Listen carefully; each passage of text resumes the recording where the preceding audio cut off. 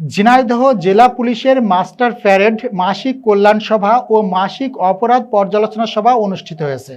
Jhenaidah police লাইন্সে সাপ্তাহিক এই master parade ও মাসিক কল্যাণ সভা অনুষ্ঠিত হয়।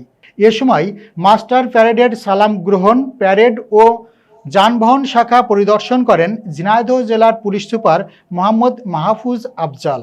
আমাদের স্পেশাল করেসপন্ডেন্ট উজ্জ্বল রায় জানান, মাস্টার প্যারেড শেষে ঝিনাইদহ পুলিশ লাইন্স ড্রিল শেডে মাসিক কল্যাণ সভাও অনুষ্ঠিত হয়। পুলিশ সুপার মহোদয় কল্যাণ সভার শুরুতেই গত মাসের কল্যাণ সভায় প্রস্তাবিত কল্যাণমূলক দাবি সর্বসম্মতিক্রমে বাস্তবায়ন করা হয় এবং বিভিন্ন থানা, ফাঁড়ি, তদন্ত কেন্দ্র, ক্যাম্প থেকে আগত অফিসার ও ফোর্স এবং পুলিশ লাইন্সের অফিসার ও ফোর্সদের সাথে সামগ্রিক সমস্যা নিয়ে কথা বলেন।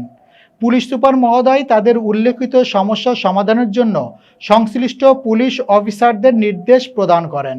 বাংলাদেশ পুলিশের ভাবমূর্তি ক্ষুণ্ণ হয় এমন কাজ থেকে বিরত থেকে জনসাধারণের সর্বোচ্চ পুলিশি সেবা প্রদানের জন্য আহ্বান জানান।